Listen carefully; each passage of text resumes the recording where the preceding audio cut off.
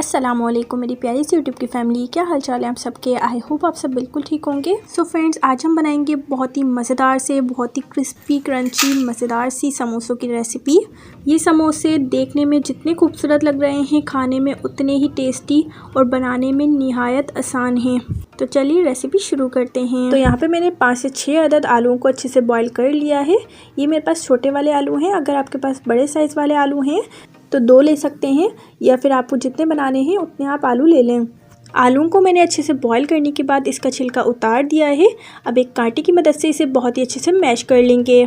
आलू को मैंने इस तरीके से मैश कर लिया है। अब हम इसके अंदर कुछ मसाले डालेंगे। तो यहाँ पे मैं 1 टेबल स्पून कुटी हुई लाल मिर्चें शामिल कर रही हूँ, 2 पिंच हल्दी पाउडर, 1/4 टीस्पून साबुत ज़ीरा या ज़ीरा पाउडर, 1 टेबल स्पून आमचूर पाउडर, हाफ टेबल स्पून चाट मसाला powder, half tablespoon Ajinomoto, 1/4 tablespoon धनिया पाउडर, हाफ टी स्पून गरम मसाला पाउडर, हाफ टी स्पून नमक। नमक आप अपने टेस्ट के अकॉर्डिंग ही रखें। और अब हम इसके अंदर शामिल करेंगे आधी बारीक कटी हुई शिमला मिर्च, 2 से 3 अदद बारीक कटी हुई हरी मिर्चें, 1 अदद टमाटर। टमाटर के अंदर के बीज निकाल के इसको बारीक बारीक कट कर लिया है। तीनों चीज़ों को इसके अंदर डाल देंगे। अब हम इसके अंदर हरा धनिया शामिल कर देंगे। अब हाथों की मदद से बहुत ही अच्छे से मिक्स कर लें। तो ये बहुत ही मज़ेदार सी फिलिंग तैयार है। हम इसकी बनाएंगे डो। तो डो बनाने के लिए मैंने लिया है यहाँ पे 1 कप मैदा। मैदा मैंने इस कप के हिसाब से लिया है। मैदे को हमने बहुत ही अच्छे से छान लिया है। मैदे को हमेशा छान के ही यूज़ किया करें। अब हम इसके अंदर शामिल कर देंगे हाफ टी स्पून अजवाइन। अगर आपके पास अजवाइन ना हो तो आप ज़ीरा भी शामिल कर सकते हैं, लेकिन अजवाइन से जो है ज़्यादा अच्छा टेस्ट आता है। हाफ टी स्पून नमक शामिल कर देंगे। अब हमने इसके अंदर 2 टेबल स्पून घी शामिल कर देना है। अब हमने घी और मैदे को बहुत ही अच्छे से मिक्स करना है। सिर्फ 1 कप मैदे से मेरे पास यहाँ पे 15 समोसे बने थे। कि इस तरीके का होना चाहिए कि हम उसे दबा रहे हों मैदे और घी को, तो ये अच्छे से गुठली बन रही हो। लेकिन अभी इसके अंदर गुठली नहीं बन रही है, तो इसका मतलब ये है कि हमने इसके अंदर थोड़ा सा घी और शामिल करना है। तो हम इसके अंदर 1 टेबल स्पून घी और शामिल कर देंगे। फिर से हमने बहुत ही अच्छे से इसे मिक्स कर लेना है। तो देखिए यहाँ मैदे को इस तरीके का होना चाहिए। हम मुट्ठी के अंदर इसे उठा रहे हैं तो इसकी एक गुठली सी बन रही है। अगर गुठली आपकी नहीं भी बन रही तो आप इसके अंदर थोड़ा सा और घी और शामिल कर सकते हैं। तो देखिए यहाँ पे मैदे की जो है गुठली बन रही है। अब हमने इसके अंदर करना है पानी शामिल।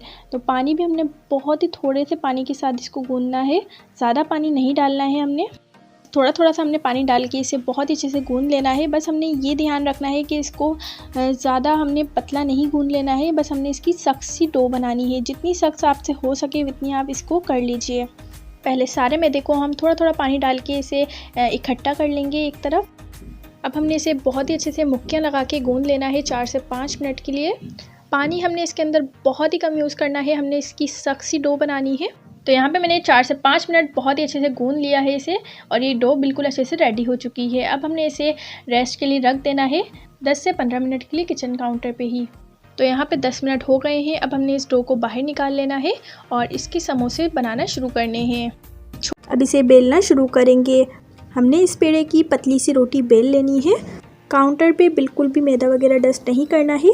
इसके अंदर जो घी डला हुआ है इसकी वजह से ये रोटी बिल्कुल भी चिपकेगी नहीं। अब जिस साइज़ के आपको बनाने हैं उसी साइज़ का आप कोई गिलास या फिर कटर ले लें। गिलास की मदद से मैं यहाँ पे कट कर रही हूँ। जितने भी इस रोटी में कट हो पाएंगी मैं उतने इस रोटी से कट कर लूँगी और एक्स्ट्रा निकाल दूँगी। एक्स्ट्रा को भी बिल्कुल ज़ाया नहीं करना है और उसका दोबारा से पेड़ा बना के दोबारा से कट कर लें। तो देखिए एक सर्कल में हम इस तरीके से बारीक बारीक कट्स लगा लेंगे और इसको हमने बिल्कुल एंड तक नहीं काट देना है, सिर्फ हमने बीच बीच में ही कट्स लगाने हैं। अब ऊपर वाले सर्कल में भी हम इसी तरीके से कट लगा लेंगे। देखिए बिल्कुल इस तरीके से। उम्मीद है कि आपको समझ आ रही होगी कि हम किस तरीके से कट्स लगा रहे हैं। अब दूसरा सर्कल उठाएं और कट किए हुए सर्कल के ऊपर इस तरीके से रख दें और साइड्स पे हल्का हल्का सा प्रेस कर दें। अब दूसरा भी इसी तरीके से रख के इसे साइड्स पे हल्का सा प्रेस कर दें। अब जो हमने आलू की फिलिंग रेडी करी थी वो हम सेंटर में थोड़ी सी रख देंगे, ज़्यादा नहीं रखिएगा वरना ये बंद नहीं हो पाएंगे।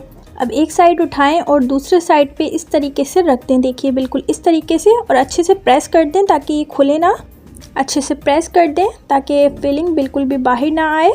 अब एक फॉक लें। फॉक की मदद से हम इस पे देखिए इस तरीके से डिज़ाइन बना देंगे।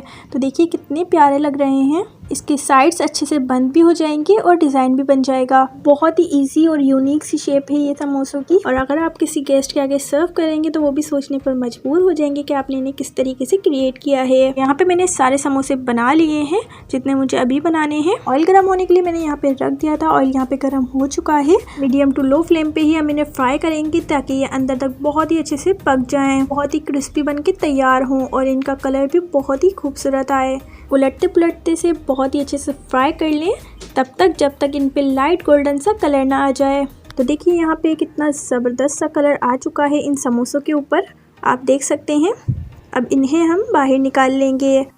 बहुत ही टेस्टी, बहुत ही मज़े के बनते हैं, तो आपने ये रेसिपी लाजमी ट्राई करनी है।